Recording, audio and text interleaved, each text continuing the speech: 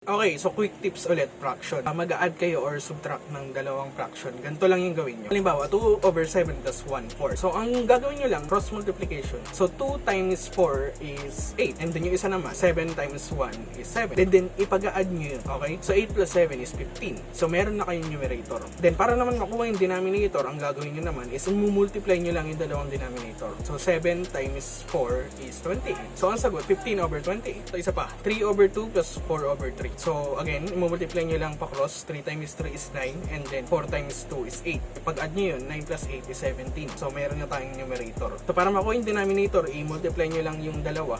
So 3 times 2 is 6. So, ang sagot, 17 over 6. Ganon din yan kapag minus. Halimbawa, 7 over 10 minus 2 thirds. So, i-cross multiply nyo lang ulit. 7 times 3 is 21. 10 times 2 is 20. Pero this time, minus ang gagamitin nyo. So, 21 minus 20 is 1. 10 times 3 is 30. So, ang sagot, 1 over 30.